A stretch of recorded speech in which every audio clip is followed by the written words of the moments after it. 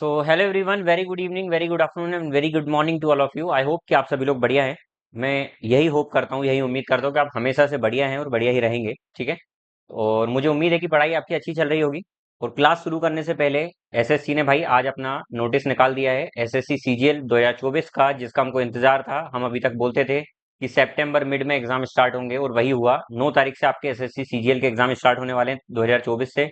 तो अप्रोक्स क्या पूरा पूरा 1 महीने का समय बचा हुआ है। आज 8 तारीख है, आपकी 9 तारीख से एग्जाम है। नेक्स्ट मंथ की पूरा 1 महीना बचा हुआ है भाई। 30 डेज जी जान लगाकर कंप्लीट करके भाई इस बार पूरी जी जान झोंक दो। मतलब इस बार या तो निकालना है, नहीं तो छोड़ देना भाई। ठीक है। मतलब या तो जान लगा दो या फिर जाने दो। बिल्कुल इस बार अपने मतलब ये सोचकर मेहनत करना छोड़ दो अब कि भाई नेक्स्ट टाइम के लिए ट्राई करेंगे। पूरी जी जान लगाकर मेहनत कर लो भाई। 1 महीने का समय है, 1 महीने के बाद आपका सीजीएल फ्री हो जाएगा। मेंस में लग जाइएगा क्योंकि सेम ही सिलेबस है। तो अपने आप को झोंक दीजिएगा। इसके बाद फिर मेंस होगा, वही आपका 1 डेढ़ महीने 2 महीने का समय मिलेगा मेंस के लिए। ठीक है। तो शिद्दत से आप पढ़ाई में लग जाइए, सारे काम छोड़ दीजिए भाई। जो भी फेस्टिवल्स आ रहे हैं थोड़ा सा अपने आप को रोक कर रखिए। ठीक है। एक बार अगर आप फेस्टिवल पे एंजॉय नहीं करेंगे तो इसका मतलब ये नहीं कि लाइफ टाइम आपको मिलेगा नहीं। ठीक है। यही समय थोड़ा सा करियर बना लीजिए एक बार। एक बार आप सेटल हो जाएंगे, एक बार आप सेट हो जाएंगे, फिर कोई प्रॉब्लम नहीं आएगी। ठीक है। प्रॉब्लम तो खैर लाइफ टाइम चलती रहती है, इसका मतलब ये नहीं कि मतलब लाइफ की एक जो प्रॉब्लम है सबसे बड़ी, सेटल होना, तो उस फेज से आप निकल जाएंगे। ठीक है। चलिए, तो स्टार्ट करते हैं। मुझे उम्मीद है कि आप सभी अच्छे हैं। ठीक है। सीएचएसएल के हम प्रैक्टिस सेट कवर कर रहे हैं।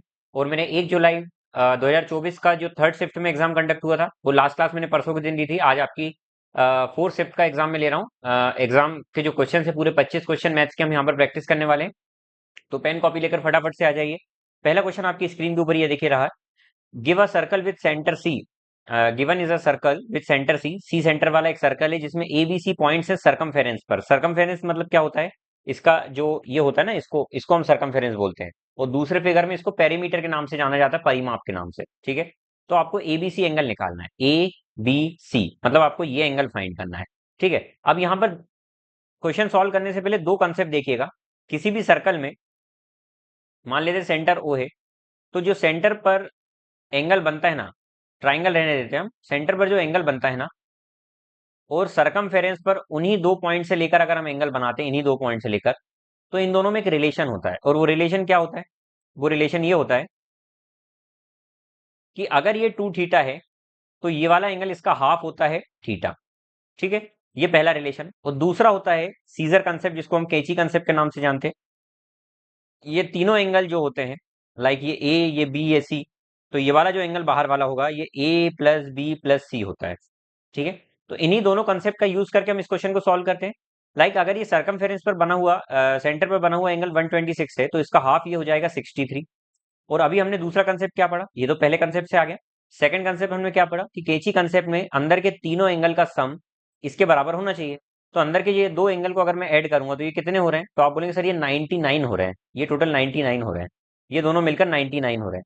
तो ये वाला कितना होना चाहिए? तो आप बोलेंगे एक सेकंड, 99 नहीं हो रहा है, 96 हो रहा है। 96 हो रहा है। तो ये वाला कितना होना चाहिए? तो आप बोलेंगे सर ये 30 होना चाहिए, तभी जाकर 126 होगा। ठीक है। तो ये तीनों एंगल का सम इसके बराबर, मतलब ये 30 डिग्री आ गया आंसर।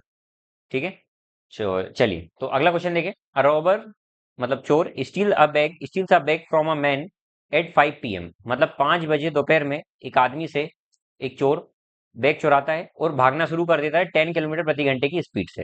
मान लेते हैं यहाँ पर बैग चुराया और ये भागना शुरू कर दिए। ठीक है। अब policeman is informed about the robber at 5:12, 5:12 पे पुलिसमैन को बताया गया। और पुलिस में ही chases him on cycle at इस स्पीड से, मतलब वहीं पर भी पुलिसमैन था और थीफ भी वहीं था, मान लेते हैं। थीफ ने चोरी करके भाग लिया और 5 बजे ये निकला, 5 बजे थीफ भागा और 5:12 पे पुलिस को पता लगा। 5:12 पे जैसे ही पुलिस को पता लगा तो पुलिस ने देर नहीं करी, साइकिल पर डायरेक्ट बैठ कर और पुलिस भागने लगी। अजीब से क्वेश्चन बनाते हैं ना। तो पुलिस वाला जो भाग रहा है वो 15 किलोमीटर प्रति घंटे की स्पीड से भाग रहा है, लेकिन जो थीफ है वो 10 की स्पीड से पहले ही भाग चुका था।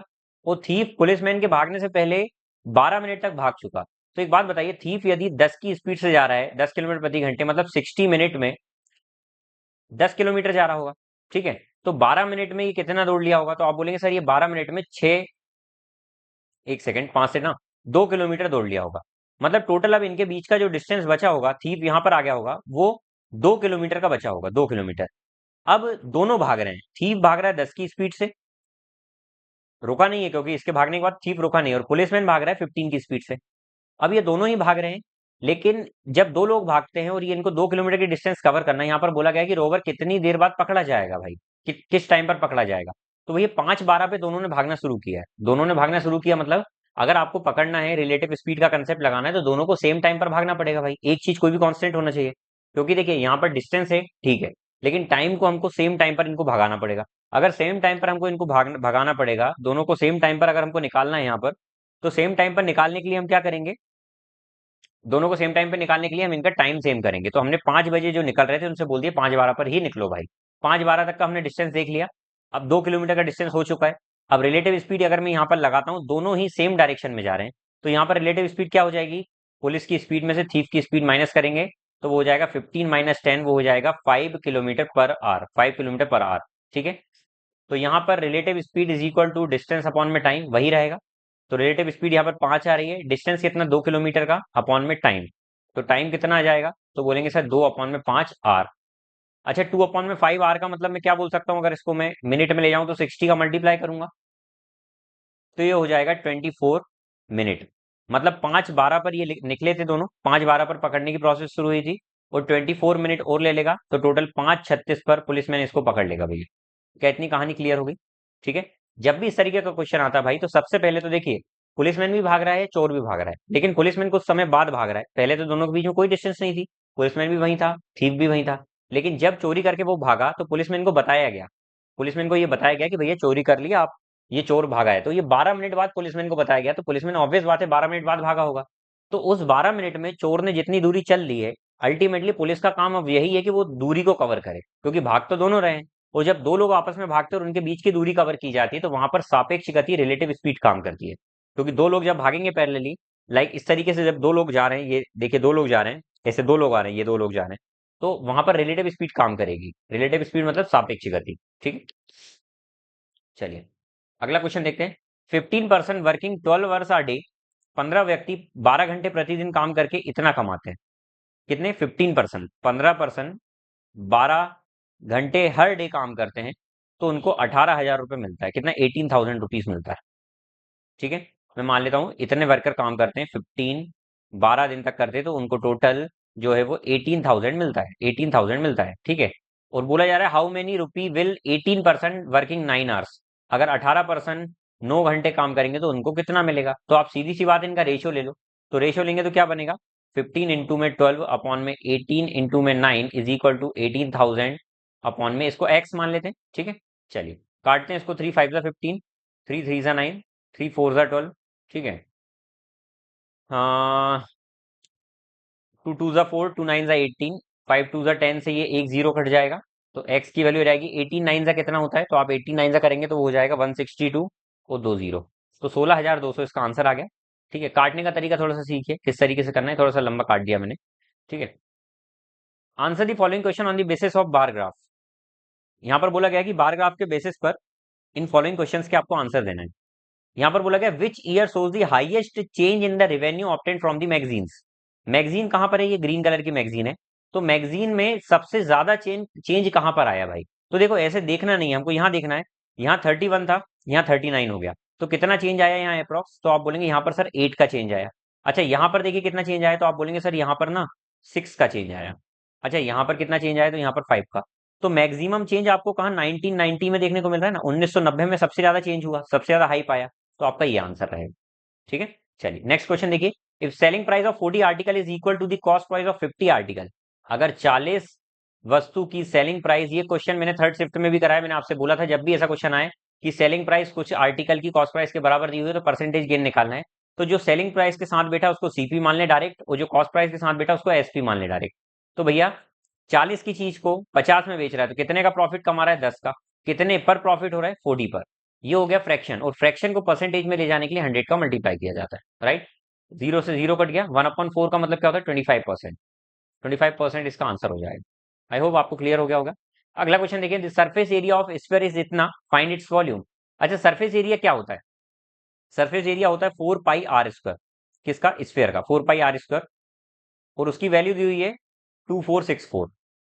तो यहाँ से आर स्क्वायर की वैल्यू कितनी हो जाएगी, तो आप बोलेंगे sir 2464 divided by 4 into pi, मतलब 22/7, अपॉन ऊपर चला जाएगा। ठीक है, 22 1 ज़ा 22, टू इधर के 22 22 एक सेकेंड, 22 टू इधर 22 ठीक है। ये कट जाएगा कितने बार में, 56 बार। तो यहाँ से आर स्क्वायर की वैल्यू कितनी आ जाएगी, एक्चुअली में 7 8 56 होता, कुछ रूट में आ रहा है क्या, कहीं पर तो कुछ गलत हो रहा है भाई, क्योंकि ये कट रहा था। 2 1 2, हमने किससे काटा इसको, 2 1 2 2 कट रहा था ना ये तो यार। चलिए फिर से देख लेते हैं, एक बार फिर से देख लो ये क्वेश्चन कहाँ मिस्टेक हो गई है। देखिए यहाँ पर मैं ये बोल रहा हूँ 2464 अपॉन में 4 इंटू में 22/7, जो कि इधर आ गया, ठीक है। अब राइट, 4 6 24, 4 1 4 6 आ गया। 22 के टेबल में कितने बार में जाएगा, तो 24 2 के टेबल में मैं काट देता हूँ, 22 2 44, 44 तो 6 17 बचा 176, 176 कितने बार में आएगा, 8 बार में, ठीक है। तो ये आ गया 28 इंटू 7। अच्छा आर स्क्वायर की वैल्यू है 28 इंटू 7, तो क्या इसको मैं ऐसा लिख सकता हूँ 7 4 इंटू 7। यहाँ पर ये स्क्वायर यहाँ से जाएगा तो ये रूट लग जाएगा, रूट से बाहर पेयर बाहर आते हैं, जोड़े बाहर आते हैं, ये जो जोड़े बन के बाहर आ गए, चार अपने आप में दो का जोड़ा था वो बाहर आ गया। तो यहाँ से आर की वैल्यू कितनी होगी, 14। तो ये तो आगे रेडियस, आपको निकालना वॉल्यूम।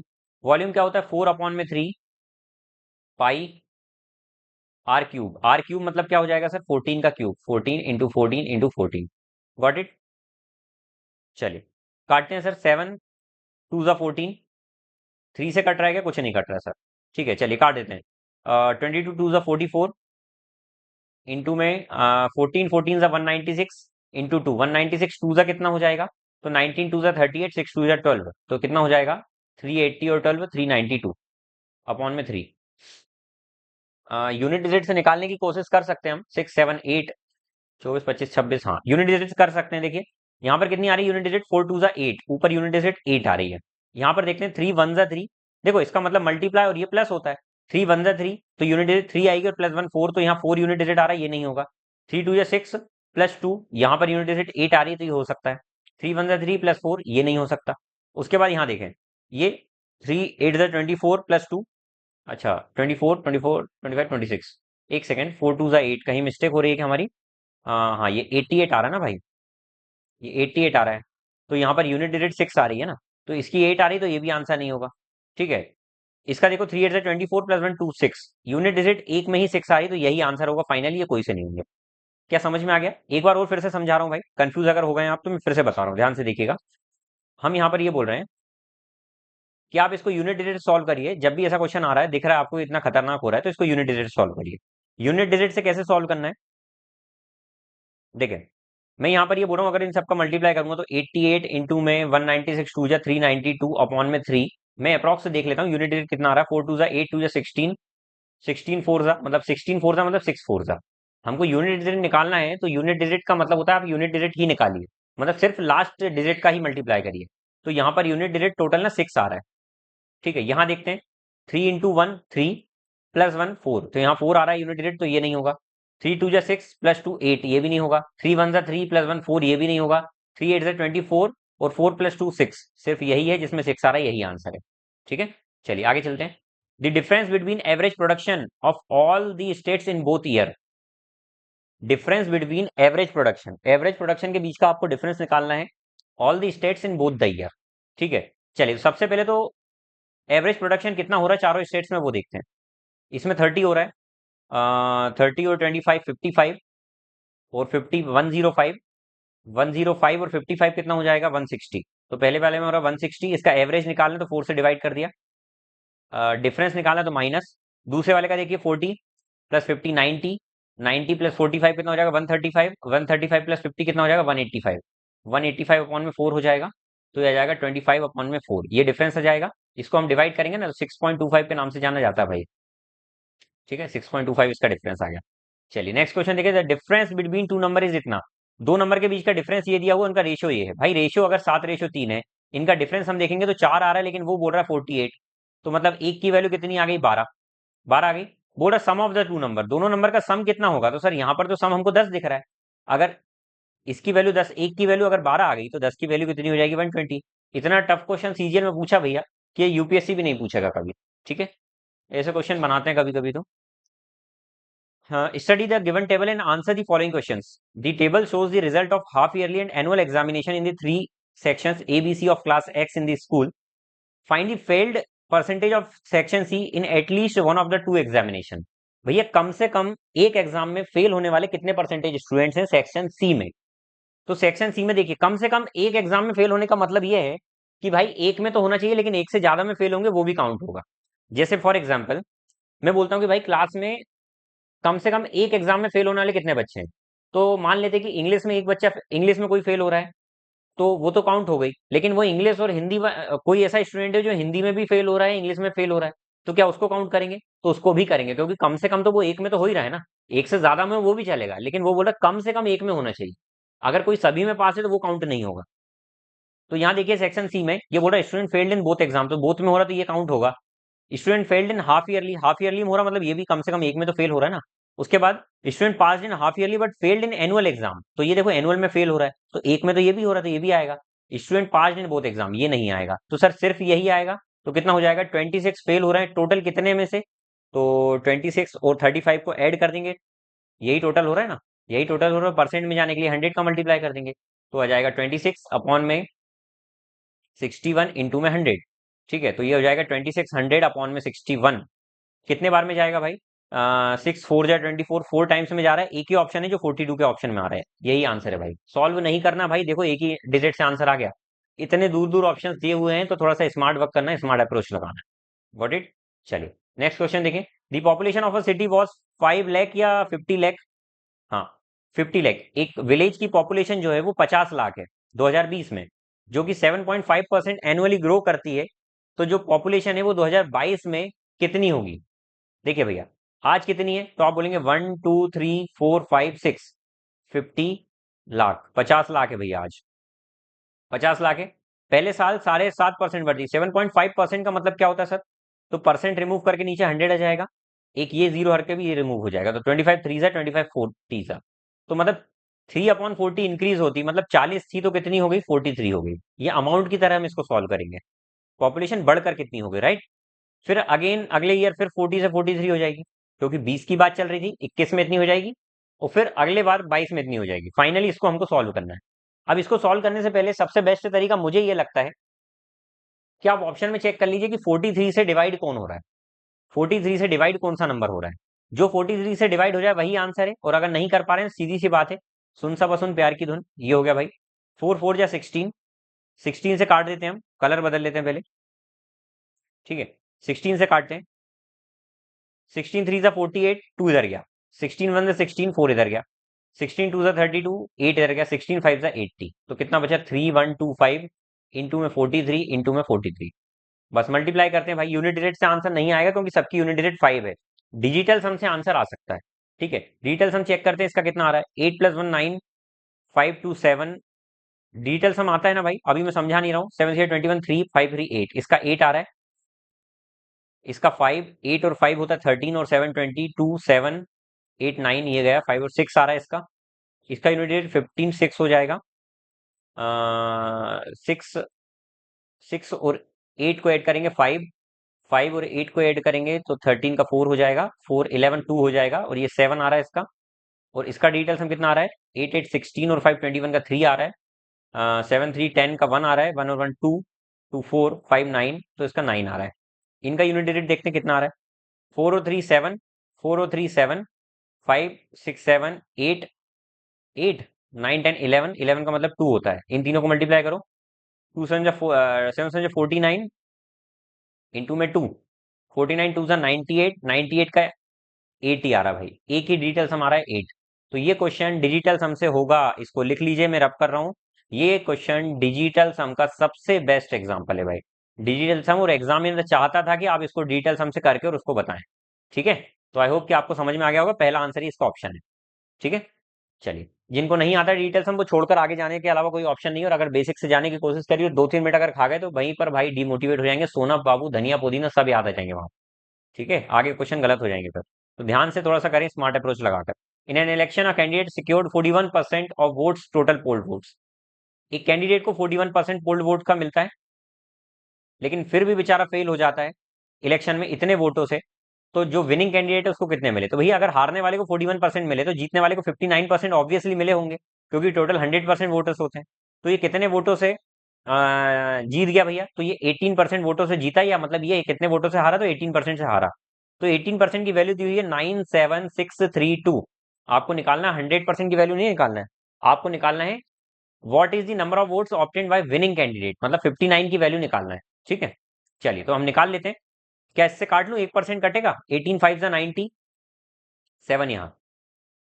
ठीक है, 18, 18 4 जा 36 दूनी 72, 18 4 जा 72, 4 यहाँ, 18 2 जा 36, 7 यहाँ, 18 4 जा।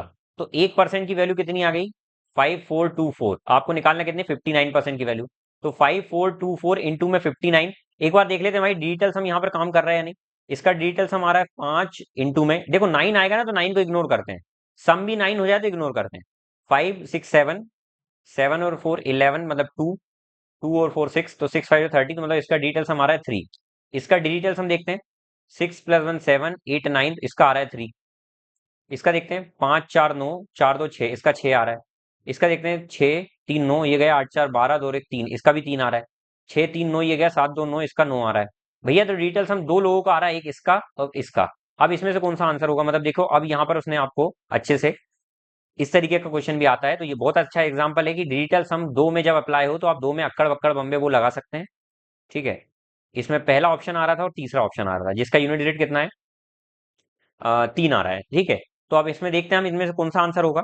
अब इसमें स्मार्ट वर्क ये करना है आपको कि 59 से कटने वाला नंबर कौन सा हो सकता है, और नहीं तो 5 4। अच्छा एक चीज और हो रही है ना, आप देखिए दोनों में ना यूनिट डिजिट डिफरेंट है। तो 59 की वैल्यू निकालना है, हम यहाँ पर देखते हैं यूनिट डिजिट कितनी आएगी। 5424 इंटू में 59 हो रहा है ना, 9 4 से 36, यूनिट डिजिट 6 आ रहा है। यही आंसर है भाई। और इसको तो यूनिट डिजिट से डायरेक्ट भी कर लेते थे, डिजिटल सम की जरूरत थी ही नहीं। क्यों? क्योंकि सबकी यूनिट डिजिट डिफरेंट है। तो भाई ये बेस्ट एग्जांपल है यूनिट डिजिट का।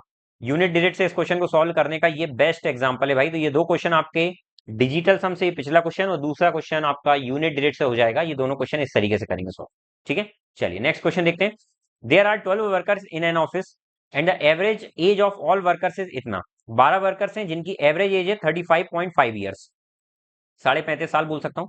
एक न्यू वर्कर ने ज्वाइन किया, मतलब 13, तो जो एवरेज है वो 37 बढ़ जा रहा है। भाई इसको बहुत ध्यान से करिएगा, इसको मैं हमेशा समझने पर करता हूँ। जिनने भी एक बार एवरेज को समझ लिया ना, बड़ा मजा आता है क्वेश्चन सॉल्व करने में। वो बोल रहा है करेंटली एज कितनी है न्यूली ज्वाइन की, जिसने नए ने ज्वाइन किया उसकी एज कितनी है। एक बात बताइए, 12 लोगों की औसत उम्र थी 35.5 वर्ष, 35.5 ईयर्स। एक व्यक्ति के आने से कुछ चेंज हो रहा है। यदि आपके फ्रेंड ग्रुप में, फ्रेंड सर्कल में कोई ऐसा व्यक्ति आता है जो आपके ही जैसा है, तो आपके फ्रेंड सर्कल में कोई चेंज नहीं आएगा। लेकिन अगर उसके आने से कुछ इंप्रूवमेंट हो जाता है, इसका मतलब वो व्यक्ति कुछ ज्यादा अच्छा था तभी इंप्रूवमेंट हुआ। या किसी के आने से कुछ कम हो जाता है इंप्रूवमेंट, मतलब आप लोग कुछ गलत होने लगता है, इसका मतलब वो व्यक्ति जो आया वो गलत है। यही दो ऑप्शन हो सकते हैं। सेम इधर ही लाइकवाइज यहाँ पर होगा कि 12 लोगों का एवरेज 35.5 ईयर्स है, एक के आने से एवरेज बढ़ गया 1.5 ईयर्स, 1.5 ईयर्स, लेकिन कितने लोगों का बढ़ा? टोटल 13 लोगों का इतना बढ़ गया। मतलब क्या सर, कि अगर ये जो व्यक्ति है, ये जो व्यक्ति है ना, ये व्यक्ति जो है, ये व्यक्ति ही बना रहा हूं मैं, ये व्यक्ति भैया है, ये अगर 35.5 ईयर्स का होता तो कोई समस्या नहीं होती, मतलब सेम उनके जैसा होता तो कोई समस्या नहीं होती। लेकिन ये जो 13वां व्यक्ति आया ना, ये 1.5 किलोग्राम ज्यादा इसने बढ़ा दिया 13 लोगों का। मतलब ये कितना ज्यादा लेकर आया? अगर इसका मैं मल्टीप्लाई करूं तो 13 वन जा 130, 13 5 जा 65 का 5, 6 कैरी ओवर, 13 वन जा 90, 195, 19.5 इसने बढ़ा दिया। क्यों बढ़ा दिया? क्योंकि भैया ये 1.5 किलोग्राम ज्यादा, मतलब इसने टोटल इतना बढ़ा दिया। इसका मतलब सर ये 19.5 किलोग्राम ज्यादा वजन का था। तो टोटल ये कितने किलोग्राम के हो गए? ये 55 किलोग्राम का रहा होगा। जब भी तो 55 किलोग्राम के आने से इन सबका औसत इसने 1.5 किलोग्राम बढ़ा दिया 13 लोगों का। क्योंकि किसी के आने से अगर वजन बढ़ रहा है तो वो सभी में डिस्ट्रीब्यूट होगा, लाइक कद्दू कटेगा तो सभी में बटेगा ना। लाइक वाइज यहाँ पर अगर वो व्यक्ति आएगा तो वो सभी में बटेगा। क्या इतनी बात क्लियर हुई? ये था बेसिक तरीका। अगर जिसको नहीं समझ में आया भाई, बेसिक जो करना है वो ये करेंगे, 35.5 से निकालेंगे टोटल सम ये हो जाएगा। अच्छा, बाद में कितना हो गया सर? 13 लोगों का 37 के लिए हो गया, तो इसमें से डिफरेंस निकालेंगे, उसका आंसर यही आएगा 55। ठीक है, चलिए अगला क्वेश्चन देखते हैं। If side of cube is 3, which of the following option equal to the ratio between surface area of and volume. भैया क्यूब का सरफेस एरिया क्या होता है? 6a square. वॉल्यूम क्या होता है? a cube. तो ये डिवाइड कर काट दूंगा तो 6:A आ जाएगा। ध्यान रखना क्यूब के सरफेस एरिया और वॉल्यूम का रेशियो 6:A होता है। तो सर ये 6 हो गया, साइड कितनी दी हुई 3, तो यहाँ पर इन दोनों का रेशियो कितना बन रहा है, 2:1 बन रहा है। 2:1 बन रहा है। क्या इतनी बात क्लियर होगी? चलिए नेक्स्ट क्वेश्चन देखते हैं। m varies inversely as this if m is equal to this, n is equal to this, then what will the value of m if n square is equal to इतना। ये square दिया हुआ है भाई, है ना, ये n स्क्वायर प्लस 3 दिया हुआ है, ठीक है। यहाँ पर ये बोला है कि n जो है, m जो है वो इनवर्सली प्रोपोर्शनल है n स्क्वायर प्लस 3 के। इनवर्सली प्रोपोर्शनल का होने का मतलब ये है भाई कि जिस रेशियो में m होगा उसके अपोजिट रेशियो में n स्क्वायर प्लस 3 होगा, ये बोला गया। क्या इतनी बात समझ में आ गई? इनका रेशियो इस तरीके से होगा इनवर्सली, मतलब अगर m भैया x से y हो रहा है तो जो ये आएगा ना, ये भैया जो आएंगे ना, मतलब ये n cube n square plus 3, इनका जो रेशियो बनेगा ये y रेशियो x बनेगा। इसका ओवरऑल मतलब इतना सा है, ठीक है। तो इसको हम बढ़िया सॉल्व करते हैं। देखिए क्वेश्चन में बोला है कि m अगर 3 है, m अगर 3 है, m अगर 3 है, एक सेकंड मैं यहां पर लिखता हूं। देखिए m अगर 3 है और वो बोल रहा है कि n कितना है, 3 है, n 3 है। एक बात बताओ, अगर n 3 है, मैं क्या बोल रहा हूं, n अगर 3 है और n स्क्वायर बोल रहा है 69 है, एक बात बताओ, n पहले 3 है, अगर n 3 है, अगर n 3 है तो यहां पर मैं देखता हूं, यहां पर m लिखता हूं और यहां पर लिखता हूं n स्क्वायर प्लस 3, क्योंकि हमको इसमें ही लगाना है, इनमें ही रिलेशन बनाना है। तो यहां पर m जो है वो 3 है। अच्छा n यहाँ पर 3 है, n पहले 3 था, n 3 होने का मतलब 3 3 जा 9 प्लस 3 कितना हो जाएगा, मतलब मैं n की वैल्यू यहाँ पर पुट करूंगा तो 9 प्लस 3 कितना हो जाएगा, 12। तो मतलब यहाँ पर ये रेशियो जो बन रहा था वो 1:4 बन रहा था, राइट, 1:4 बन रहा था। अच्छा बाद में क्या बोला, what will be the value of m अगर n स्क्वायर 69 है, n स्क्वायर अगर 69 दिया हुआ है तो ये ओवरऑल कितना हो जाएगा सर, 69 प्लस 3, ये हो जाएगा 72। अगर ये 72 हो गया तो भैया आप ये बताइए ये कितना होगा। तो मैंने आपको अभी बताया कि इनका रेशियो इनवर्स होगा। यहाँ पर जो रेशियो बन रहा है वो m ratio n square plus 3 का जो रेशियो बन रहा है वो 1:4 बन रहा है, 1:4 बन रहा है। तो सर यहाँ पर इनका इनवर्स रेशियो बनने का मतलब ये हुआ कि ये 4:1 हो जाएगा, n जो है वो 4:1 हो जाएगा, क्योंकि m हम देख रहे हैं कि m किस तरीके से चेंज हो रहा है, उसी हिसाब से हमको इसको सॉल्व करना है, ठीक है।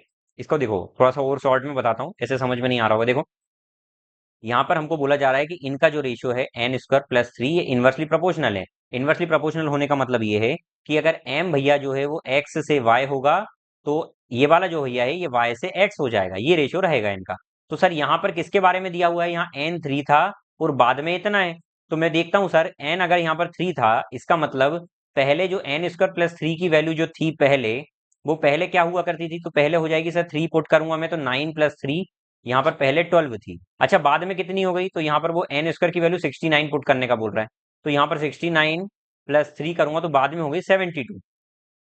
तो 12 6 जा 72, तो यहाँ पर ये रेशियो बन रहा है 1 से 6 का, मतलब जो n ये वाला जो चेंज हो रहा है ये 1 रेशियो से 6 में चेंज हो रहा है। इसका मतलब ये अपोजिट क्या हो जाएगा, तो आप बोलेंगे सर ये अपोजिट हो जाएगा, ये अपोजिट हो जाएगा 6:1 हो जाएगा। अच्छा यहाँ पर इसकी वैल्यू कितनी दी हुई है, इसकी वैल्यू कितनी दी हुई है, देखो x पहले कितना दिया था m, तो यहाँ पर दिया था 3। सर पहले अगर ये इसका आधा था तो अभी भी ये आधा ही होगा ना, देखो ये आधा था तो ये भी आधा होगा, तो वो ये आधा कितना हो जाएगा, 1/2। यही आंसर पूछ रहा था आपसे, ठीक है। चलिए अगला क्वेश्चन देखते हैं। 12 sine square a plus 2 cos square is equal to 7, अगर a इतना है तो कॉट की वैल्यू निकालिए। अच्छा यहाँ से अगर मैं इसको ब्रेक करके ऐसा लिख दूं, like 10 sine square a plus 2 sine square a plus 2 cos square A is equal to 7, तो यहां से अगर मैं 10 साइन स्क्वायर ए को अलग रहने देता हूं और इधर मैं अगर 2 कॉमन ले लेता हूं, 2 कॉमन ले लेता हूं, तो ये formula sine square theta plus cos square theta 1 हो जाएगा इक्वल टू 7। तो यहां से साइन स्क्वायर ए की जो वैल्यू हो जाएगी वो हो जाएगी 5/10, जिसको मैं 1/2 बोलता हूं। और यहां से साइन स्क्वायर ए मतलब साइन ए हो जाएगा 1/√2। और साइन ए 1/√2 कब होता है, तो सर साइन ए 1/√2 45 डिग्री पर होता है। तो ए की वैल्यू आ गई 45 डिग्री, क्योंकि इसने क्या बोला है, इन दोनों के बीच में होना चाहिए। आपको बोला है कॉट ए निकालने का, कॉट ए क्या होगा भैया, 1 होगा, प्लस माइनस 1 होगा। ये क्या इतनी बात क्लियर हो गई, ठीक है। इसका दूसरा कंसेप्ट ये भी बोल सकते हैं सर कि यहाँ पर जो ये एंगल है उसी एंगल में हमको इसको निकालना है। अब ये ट्राइंगल बनाएंगे तो उसमें ये दोनों वैल्यू सेटिस्फाई करेगी, कोई भी इशू नहीं आएगा, ठीक है। +1 लेंगे तब भी चलेगा, -1 लेंगे तब भी चलेगा, ठीक है। क्यों चलेगा, क्योंकि यहाँ पर स्क्वायर था भाई, तो स्क्वायर के कारण यहाँ पर रूट जो ये जो हमने स्क्वायर था ना, ये स्क्वायर सब्स्टिट्यूट करो, प्लस माइनस में वैल्यू आएगी, तो इसी कारण से यहाँ पर ये भी प्लस माइनस में आएगी। ठीक है, चल। Diagonal of trapezium ABCD, ABCD एक ट्रेपेजियम है, ये मान लेता हूं मैं भैया, A for apple, B for ball, C for cat, D for बिल्ली।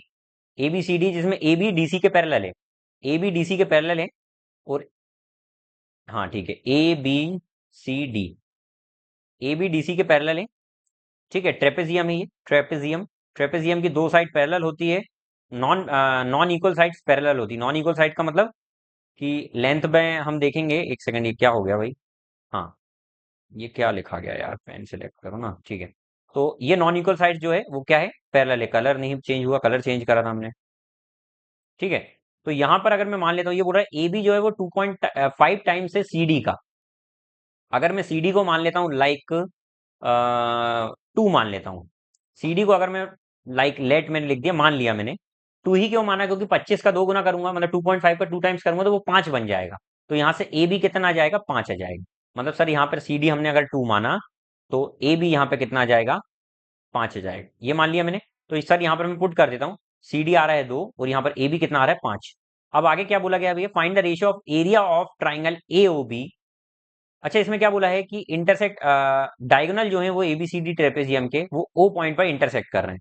एक डायगोनल ये बना दिया हमने भैया, एक डायगोनल ये बना दिया, दोनों इंटरसेक्ट कर रहे हैं ओ पॉइंट पर। यहाँ पर बोल रहा है एओबी, एओबी मतलब ये वाला ट्राइंगल, और दूसरा बोल रहा है सीओडी, मतलब ये वाला। इन दोनों का एरिया का रेशियो क्या होगा, तो भाई ये दोनों जो ट्राइंगल बनते हैं ना, ये जो ट्राइंगल आपको दिख रहे हैं, ये जो ट्राइंगल दिख रहे हैं ये आपस में, ये दोनों सिमिलर ट्राइंगल्स हैं, तो इनके करस्पॉन्डिंग साइड्स का रेशियो बराबर होता है। लेकिन एरिया का रेशियो उनके साइड्स के रेशियो का स्क्वायर होता है। मतलब क्या बोल रहा हूँ, एरिया का रेशियो लाइक छोटे वाले का A1, बड़े वाले का A2, तो उनकी जो रिस्पेक्टिव साइड्स हैं उनके रेशियो का वो स्क्वायर होता है। क्या इतनी बात समझ में आई? तो सर यहाँ पर हमको बोला गया what is the ratio of, उनका एरिया का रेशियो निकालना है। तो सर छोटे वाले और बड़ू वाले के एरिया का रेशियो क्या हो जाएगा, साइड के करस्पॉन्डिंग साइड क्या क्या है सर, एक की 2 है और एक की कितनी 5, इनका स्क्वायर हो जाएगा। तो वो कितना हो जाएगा, 4/25। तो छोटे वाले का एरिया 4 आ रहा है, बड़े वाले का 25 आ रहा है, छोटे का 4, बड़े वाले का 25। ये देखो क्या क्लियर हो गया। चलिए, which of the following sides are the right angle triangle. Triplet form होना चाहिए भैया, ये ट्रिपलेट नहीं है। 5 11 13 ये ट्रिपलेट नहीं है, 16 ये भी नहीं है, ये ट्रिपलेट है भैया। कैसा, 3 4 5 का ही ये मल्टीपल, 3 4 5 एक बेसिक ट्रिपलेट पड़ा है, इसका ही 4 गुना हो रहा है, इसका ही 4 टाइम्स हो रहा है, और ये ट्रिपलेट फॉर्म हो रहा है। तो बहुत ही टफ क्वेश्चन था भैया ये। One company is offering 25% discount on particular product. एक कंपनी किसी पर्टिकुलर प्रोडक्ट पर 25% का डिस्काउंट ऑफर करती है, इसका मतलब क्या सर, 25% का डिस्काउंट देने का मतलब है कि सर एक का डिस्काउंट 4 पर, मतलब कोई 4 की वस्तु थी उसको 3 में दिया जा रहा है। ठीक है, अनुराग ने स्टोर पर विजिट किया और वो he was trying to find deal that would allow him to save at least 390। वो 390 रुपए बचाना चाह रहा है, मतलब 390 रुपए का प्रॉफिट चाहता है। तो वो मिनिमम कितने आइटम को परचेस करेगा, यदि किसी की कॉस्ट 340 है तो। अगर किसी की कॉस्ट 340 है, तो सर 340 मतलब ये कितने, मतलब इतनी है, तो डिस्काउंट के बाद अगर इसमें 25% का डिस्काउंट कर दूं मैं, तो वो कितने की बचेगी। तो आप बोलेंगे सर डिस्काउंट करेंगे 25% का, तो इसका 25% कितना होगा, 4 8 32, 85 रुपीज का डिस्काउंट होगा। अगर एक में 85 का डिस्काउंट लिया जा रहा है, तो मिनिमम उसको कितने परचेस करना चाहिए ताकि उसको एटलीस्ट वो 390 रुपए सेव कर सके। तो आप बोलेंगे सर इसका अगर मैं देखिए, अगर अगर आपको कितना बचाना है भाई, शुड ही परचेस, ताकि वो 340 कमा ले, तो एक आर्टिकल पर आपको 85 का प्रॉफिट है। अगर आप ऐसी 4 कर लेंगे 320, तो 340 का प्रॉफिट हो गया। लेकिन बोल रहा है एटलीस्ट इतना ना, तो कम से कम 5 तो खरीदना पड़ेगा ही, तब 85 5 जा 400 कितना, 415 हो रहा है, 415 का प्रॉफिट होगा, क्योंकि 4 में 340 का ही हो रहा है। हमको बोला कम से कम 390 होना चाहिए, उससे ज्यादा प्रॉफिट हो जाए चलेगा, लेकिन कम से कम 390 होना चाहिए। तो यहाँ पर कम से कम नहीं हो रहा है, इसलिए 5 आर्टिकल तो मिनिमम खरीदना पड़ेगा, तब होगा। तो 5 इसका आंसर है। ठीक बा, चलिए अगला देखें। Find the lowest possible value of this such that 7 digit number is completely divisible bye 12। बहुत ही सुंदर क्वेश्चन, बहुत ही सुशील क्वेश्चन, बहुत ही हंसमुख क्वेश्चन, ध्यान से देखिएगा, बहुत ही अच्छा क्वेश्चन है। 1738B9C, इसको डिविजल कराना है 12 से। 12 का मतलब होता है 4 से भी होना चाहिए, 3 से भी होना चाहिए। अच्छा, 4 से होने का मतलब ये है सर कि लास्ट की 2 डिजिट 4 से डिवाइड होना चाहिए। तो लास्ट की 2 डिजिट 4 से डिवाइड होने का मतलब क्या, सी को मैं क्या क्या ले सकता हूँ, इसको काटूंगा मैं तो 4 2 जा 8 आ जाएगा, 1 कैरी ओवर जाएगा। तो 1 के साथ यहाँ क्या क्या आ सकता है, तो ये 4 से कट जाएगा, तो आप बोलेंगे 2 आ सकता है, 12 आ जाएगा। ठीक है, उसके बाद 4 4 जा 16, 6 आ सकता है। बस ये 2 नंबर आ सकते हैं। अगर सी 2 आएगा, तो तीन भी आना चाहिए भाई, तीन से भी कटना चाहिए। अगर पहला हम देखो, अब इसकी दो वैल्यूज आई है। किसकी दो वैल्यूज आई है? सी की दो वैल्यूज आई है। पहली वैल्यू आ गई और दूसरी वैल्यू आ गई, ये दोनों पॉसिबल है। तो भैया यहाँ पर ये चार से डिवाइड करके देखा, अब तीन से देखते हैं। अगर तीन से डिवाइड कर रहा हूं मैं, इसको मैंने दो मान लिया। तीन का डिविजिबिलिटी रूल क्या होता है? तीन का विभाजिता का नियम ये होता है कि यदि sum of number divisible by three then the number is completely divisible by three. sum of digits of any number is completely divisible by 3 then the number is also completely divisible by 3। यदि किसी संख्या के अंकों का योग तीन से पूर्णतः विभाजित होता है तो वह संख्या भी तीन से पूर्णतः विभाजित होगी। तो सर यहाँ पर हम देखेंगे ध्यान से, तो सर क्या ये तीन से डिवाइड हो रहा है? देखिए, अगर मैंने इसको टू मान लिया, लाइक ये टू मान लिया, तो सर ये तो तीन से हो ही गया। ये तीन से हो जाएगा, और एट और प्लस वन नाइन, तीन से हो जाएगा। यहाँ सेवन और टू नाइन से हो जाएगा। तो ये क्या क्या हो सकता है? बी। तो बी हो सकता है सर, या तो जीरो मान लो, या थ्री मान लो, या सिक्स मान लो, या नाइन मान लो। इतने नंबर्स हो सकते हैं क्योंकि ऑलरेडी ये थ्री से हो रहा है, ठीक है। अब अगर मैंने इसको सी को सिक्स मान लिया, तो सिक्स मानने में क्या होगा सर? सिक्स मानने में ये तो खुद ही कट रहा है तीन से, ये भी तीन से कट रहा है, ये भी तीन से कट रहा है, ये भी कर रहा है सात। तो सात में ऐसा क्या? तो सर ये दो हो सकता है, नो। नो करने के लिए ये दो होना चाहिए। फिर पांच हो सकता है, फिर आठ हो सकता है। इसके आगे जाएंगे टू डिजिट में जाएगा। तो इतने नंबर्स यहाँ पर पॉसिबल हो गए बी के, ठीक है, कि सर इतना आ जाएगा तब भी ये कट जाएगा। तो सर इतने नंबर पॉसिबल है। अब यहाँ पर हमसे बोला है कि lowest possible value of C minus B, इन दोनों का डिफरेंस पूछ रहा है। तो सबसे कम डिफरेंस कहाँ आ रहा है? अगर देखिए इसको मैंने ये माना और इसको ये माना, तो यहाँ पर देखिए ये सी की वैल्यू है, ये बी की वैल्यू है। तो अगर सी की वैल्यू दो मान ली तो यहाँ पर डिफरेंस कितने का आ रहा है? दो। अगर तीन मानी तो डिफरेंस कितने का आ रहा है? वन। अगर इतनी मानी तो डिफरेंस कितने का आ रहा है? चार। अगर ये मानी तो ज्यादा ही आ रहा है, ये तो नहीं होगा। तो मिनिमम यहाँ पर तो डिफरेंस आया टू भैया, मिनिमम यहाँ पर ही आया। लेकिन अगर मैं यहाँ पर नहीं, मिनिमम वन आया। देखो वन, अगर इसको तीन मान लूँ, इसको दो, तो वन आ गया। यहाँ पर डिफरेंस चार, यहाँ पर देखूंगा तो वन, और यहाँ पर देखूंगा तो दो। तो सर मिनिमम यहाँ पर बना, मतलब ये कि ओवरऑल पूरा हमने ट्राई कर लिया पूरे पेयर, तो ओवरऑल डिफरेंस मिनिमम वन ही आ रहा है। और उसने पूछा था कि लोएस्ट पॉसिबल वैल्यू क्या हो सकती है, तो वो वन ही हो सकती है। क्या बात साफ हो गई? ये था भाई, अच्छा इंपॉर्टेंट क्वेश्चन था, तो इसको थोड़ा सा स्टार मार्क करिएगा, समझने वाला क्वेश्चन था। Simple interest on a certain sum for 12 years is three fifth of the sum. 12 सालों में सिंपल इंटरेस्ट जो है वो थ्री फिफ्थ हो जाता है। थ्री फिफ्थ होने का मतलब ये कि कोई राशि पांच थी तो उस पर जो सिंपल इंटरेस्ट है वो तीन मिल रहा है। ये तीन ऐसा ही मिल रहा है आपको, यहाँ पर थ्री सिंपल इंटरेस्ट मिल रहा है। अगर तीन सिंपल इंटरेस्ट मिल रहा है एक साल में, तो 12 साल में, तो एक साल में इतना सिंपल इंटरेस्ट मिलेगा, ये वन ईयर का आ जाएगा। अच्छा ये कितने पर मिल रहा है? पांच पर मिल रहा है, और परसेंट में जाने के लिए हंड्रेड का मल्टीप्लाई, क्योंकि रेट परसेंट की डेफिनेशन होती है हर साल। तो सर तीन जो ब्याज मिल रहा था वो आपको कितने साल में मिल रहा है? 12 साल में। तो एक ब्याज एक साल में कितना ब्याज मिलेगा, तो उसको डिवाइड करेंगे। ये एक साल का इंटरेस्ट आ गया, लेकिन पांच पर मिल रहा है, वो परसेंट में जाने के लिए हंड्रेड का मल्टीप्लाई, ठीक है। तो थ्री फोर जा वन अपॉन में फोर इंटू में फाइव, फोर इंटू में हंड्रेड आ जाएगा। तो ये आ जाएगा 5%। 5% इसका आंसर है, ठीक है। चलिए अगला question. Sumit income in 2020 was 21,000। Sumit की जो इनकम है वो 2021 में थी 21,000, 2020 में थी 21,000। 10% हर साल बढ़ती है, 2022 में कितनी हो जाएगी? भाई 21,000 इनकम है अभी, हर साल 10% बढ़ेगी। 10% का मतलब होता है 10 से 11 हो जाना। तो पहले साल में 10 से 11 होगी, अगले साल में फिर 10 से 11 हो जाएगी। तो आंसर कितना आ जाएगा? सुन सब सुन प्यार की धुन, ठीक है। तो टू टेन इंटू में 11 इंटू में 11, 121, जीरो, 121 मतलब 12, 12। भैया 10 किस में आ रहा है? एक ही ऑप्शन में तो 10 आ रहा है भाई, सॉल्व करना ही नहीं है, ठीक है। तो इस तरीके से क्वेश्चंस के ऑप्शन देखते चलें।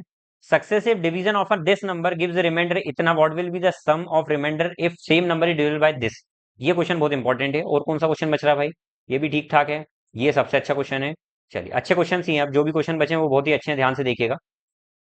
ये क्वेश्चन देखिएगा, हाँ, वो बोल रहा है सक्सेसिवली अगर मैं डिवाइड करता हूं, तो इस क्वेश्चन पर ना भाई पहले भी एसएससी में कंट्रोवर्सी हो चुकी है कि इसका जो एक्चुअल में एसएससी ने आंसर माना है उसके अकॉर्डिंग हमको इसको सॉल्व करना है, ठीक है। नंबर सिस्टम जिसने भी मुझसे पढ़ा उसमें मैंने ये बताया हुआ है कि भाई एसएससी ने किस तरीके से इसको गलत माना था, तो उसका ध्यान रखें आप। अगर ये एसएससी में आ जाता है फिर से सीजीएल में, तो ध्यान रखिएगा। वो बोल रहा है अगर किसी नंबर को टू थ्री फाइव और सेवन से सक्सेसिवली डिवाइड किया जाए, तो रिमाइंडर जो बचेगा, रिमाइंडर वो बचेगा 1405। तो ये होता है फाइनल क्वेश्चन। इसका मैंने बेसिक तरीका आपको लास्ट क्लास के सेट में मैंने बता चुका हूं, तो जो भी बच्चे इसका कंसेप्ट नहीं पता है वो लास्ट क्लास के सेट को देख कर आए। अब देखिए यहाँ पर तो मिनिमम अगर मैं क्वेश्चन मान सकता हूँ तो जीरो मान सकता हूँ, लेकिन एसएससी जो है ना वो जीरो नहीं मान रहा है। एसएससी ने इसका फाइनल क्वेश्चन वन माना है, तो उसको मानकर ही सॉल्व करेंगे, वन मानकर ही सॉल्व करेंगे। 7 वन जा 7, 7 और 5 इंटू करते हैं और इसको प्लस करते हैं, तो 7 वन जा 7 प्लस 5 12, 12 5 जा 60 प्लस 0 60, 36 जा 180 और 4 184, 2 इंटू 184 कितना हो जाएगा 368 प्लस 1 369। तो ये आ गया भाई आपका फाइनल जिससे नंबर से डिवाइड कर रहे हैं। वो बोल रहा है व्हाट विल बी द सम अगर सेम नंबर को हम डिवाइड करेंगे। वो बोल रहा है अब जो नंबर है ना उसको ही, मतलब कौन सा सर 369 को सक्सेसिवली इसको भी 4 बार डिवाइड करने का बोल रहा है, किस किस से 7 5 3 2। तो करते हैं भैया 7 से, 7 5 से 35 1 इधर, 7 2 जा 14 तो कैरी ओवर कितना बचा 5, 5 10 जा 50 तो कैरी ओवर कितना बचा 2, मतलब रिमाइंडर कितना बचा 2, 3 3 जा 9 रिमाइंडर कितना बचा 1, 2 1 जा तो रिमाइंडर कितना बचा 1। तो ये फाइनल जो रिमाइंडर आ रहा है इनको प्लस करके लिखना, 5 प्लस 2 7 प्लस 8 और प्लस 1 9, तो टोटल 9 आ रहा है इसका सम। ये था भाई बहुत ही सुंदर क्वेश्चन। अगर समझ में आ गया तो भाई स्माइली बना दो यार, क्या कमेंट में समझ में आ गया हो, ठीक है। दी फॉलोइंग बार ग्राफ, हाँ बार ग्राफ नहीं, पिक्चर ग्राफ है, graph shows the production in thousand of two types A and B over the years 2016 to 21, 16 से 2021 तक यहाँ पर प्रोडक्शन बता रहा है। टाइप ए कार का टाइप बी कार के साथ क्या रेशियो होगा। तो टाइप ए कार कौन सी है भाई ये, तो 100 प्लस 125 प्लस 200 कितना हो जाएगा, इन सबको ऐड करिए उनका रेशियो निकालना है। कहाँ से कहाँ तक 16 से 2021 तक, ठीक है। तो 100 प्लस 125 कितना हो जाएगा 225, 225 में 200 जोड़ेंगे तो कितना हो जाएगा 425, 425 में 25 को गायब कर देते हैं थोड़ी देर के लिए, 425 हो गया, 400 600 और 900 950 1350 1375, ये आ गया 1375, ठीक है।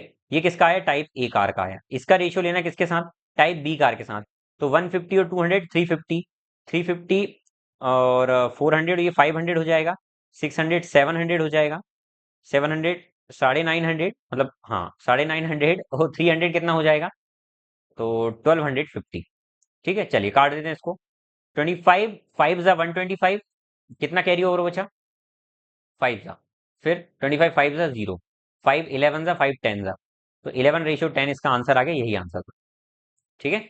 चलिए अगला क्वेश्चन देखें, दो सर्कल, ये है भाई इंपॉर्टेंट क्वेश्चन, जो नहीं आ रहा था बच्चों को, ये इंपॉर्टेंट क्वेश्चन है, मार्क कर लेना।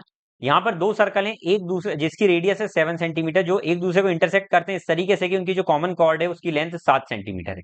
भैया दो सर्कल बना लेता हूँ सबसे पहले तो। इसको समझ लेना, जिसने समझ लिया उसको आ जाएगा, और जिसने नहीं समझा भाई वो देखता रहेगा, कुछ समझ में नहीं आएगा। इसमें भैया दो सर्कल हैं, दोनों की रेडियस 7 सेंटीमीटर है, मान लेता हूँ सर इसकी रेडियस भी 7 सेंटीमीटर, अच्छा ये 7 सेंटीमीटर है और ये व्यक्ति की भी 7 सेंटीमीटर है। अच्छा इनके बीच की जो कॉमन कॉर्ड है वो ये बनेगी, जो कि वो बोल रहा है 7 सेंटीमीटर की, कितने की है 7 की, इसको काले कलर से लिख दूं, ब्लैक से लिख देता हूँ, ये 7 है, ठीक है। अच्छा ये रेडियस 7 तो ये भी रेडियस 7 ही होगी, अच्छा ये रेडियस 7 तो ये भी 7 ही होगी। एक बात बताओ ये इक्विलेटरल ट्रायंगल बन रहा है क्या, ये तो सर ये 60 डिग्री हो जाएगा, ये पूरा अगर ये भी 60 डिग्री हो जाएगा, अच्छा ये पूरा दोनों का इक्विलेटरल ट्रायंगल तो ये 120 डिग्री हो जाएगा, तो ये हमारा कंसेप्ट बन गया, ठीक है। हमको निकालना है कॉमन कॉर्ड का area of square in the, क्या बोल रहा है what is the common area of square of intersection. देखो यहाँ पर इस तरीके से हमारा डायग्राम बन रहा है, एक ये बन रहा है, एक ये बन रहा है, और इसके बीच में जो कॉमन एरिया है वो ये वाला है, ये कॉमन एरिया है, इसका एरिया निकालना है। इसका एरिया निकालने का तरीका ये है भाई, ध्यान से सुनिएगा। सबसे पहले तो ये आर्क निकालूंगा मैं, उसमें ये वाली आर्क को ऐड करूंगा, और इन दोनों आर्क को ऐड करने के बाद इसमें से जो दो दो इक्विलेटरल ट्रायंगल बन रहे हैं ना, एक ऐसा प्लस एक ऐसा, ये इक्विलेटरल ट्रायंगल अगर मैं माइनस कर दूंगा तो कहीं ना कहीं ये जो कॉमन एरिया है ये निकल कर आ जाएगा। अगर ये समझ में आ गया तो ये क्वेश्चन हो गया क्लियर भाई, ठीक है। तो इसी को ध्यान में रखते हुए मैं यहाँ पर सॉल्व करता हूँ, देखिएगा ध्यान से, बहुत ध्यान से, ठीक है।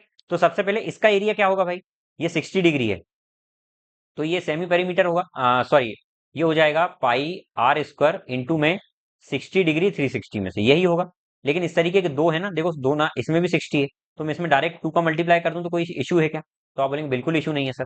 तो 6 बार में कट जाएगा, तो ये पाई बाय 3 हो जाएगा, ठीक है। तो ये हो जाएगा पाई आर स्क्वायर बाय 3 हो जाएगा इन दोनों का। अच्छा इन दोनों को निकालना है तो इक्विलेटरल ट्राइंगल का एरिया होता है √3/4 इंटू में साइड का स्क्वायर, ए स्क्वायर, साइड का स्क्वायर मतलब 7 का स्क्वायर, ठीक है। साइड का स्क्वायर भी लिख सकता हूँ इसको ए स्क्वायर। अच्छा दो है तो सेम 2 का मल्टीप्लाई हो जाएगा, तो क्या हो जाएगा सर, ये 2 से 2 कट जाएगा,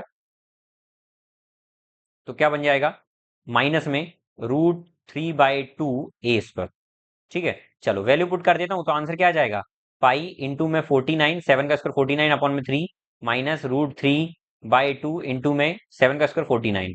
अच्छा, यहाँ से अगर मैं कुछ कॉमन ले लूंगा, अच्छा यहाँ ध्यान से देखेंगे तो ऊपर 98 ही कॉमन लिया जा रहा है सब में। तो 98 बनाने के लिए मैं 2 का मल्टीप्लाई और डिवाइड कर दूंगा ना, तो क्या बन जाएगा 98 पाई अपॉन में 6 माइनस में 98√3/4, ऐसा कर देंगे। क्या कर देंगे, बिल्कुल कर देंगे। अच्छा, इसमें से मैं क्या कॉमन ले लूंगा, 98 कॉमन ले लूंगा मैं, तो अंदर क्या बचेगा पाई/6 माइनस में √3/4। ये आपका आंसर है भाई, बहुत ही सुंदर क्वेश्चन था। ठीक है, चलिए। Find the diameter of spherical ball whose volume is इतना। अगर इसका वॉल्यूम इतना दिया हुआ है, इसका मतलब वॉल्यूम क्या होता है स्फेयर का, तो स्फेयर का वॉल्यूम होता है 4/3 पाई, हाँ 4/3 पाई r क्यूब, जिसकी वैल्यू दी हुई है 38.808। आपको इसका डायमीटर निकालना है। तो सर हम क्या करेंगे, r क्यूब की वैल्यू क्या हो जाएगी 38,808 अपॉन में क्या आ जाएगा 4/3 इंटू में 22/7, और ये 0.3 हटाकर 1000 आ जाएगा। ठीक है, चलिए काटने का काम है और कुछ नहीं है। 4 9 36 हो जाएगा, 4 7 28, 0 4 2 8। अच्छा, इसको 22 से काट सकता हूँ, अगर कट जाएगा तो काट सकते हैं, काटने में कोई दिक्कत नहीं है। 22 4 88 हो जाएगा, 9 इधर 4 और ये 1 आ जाएगा। ठीक है, तो ऊपर बचा 441 इंटू में 21 अपॉन में 1000। भैया यहाँ से घंटी बच जाना चाहिए कि ये 21 इंटू 21 होता है, तो ये 21 का क्यूब अपॉन में 10 का क्यूब हो जाएगा, और इक्वल टू में ये r क्यूब हो रहा है। तो यहाँ से रेडियस कितनी आ जाएगी, तो रेडियस हो जाएगी 21/10। तो रेडियस एक्चुअल में कितनी आ गई 2.1 आ गई, एक पॉइंट हटकर एक के पहले 0। आपको डायमीटर निकालना है, डायमीटर इसका 2 टाइम्स होगी, 2 टाइम्स होगी डायमीटर, तो वो क्या हो जाएगी 4.2 सेंटीमीटर, ये रही। चलिए, तो ये रही भाई आपकी ये रहा आपका लास्ट क्वेश्चन। मुझे उम्मीद है कि ये पूरे क्वेश्चंस आपके भेजे से चले गए होंगे, पूरे 25 क्वेश्चंस आपको बहुत अच्छे से समझ में आ गए होंगे।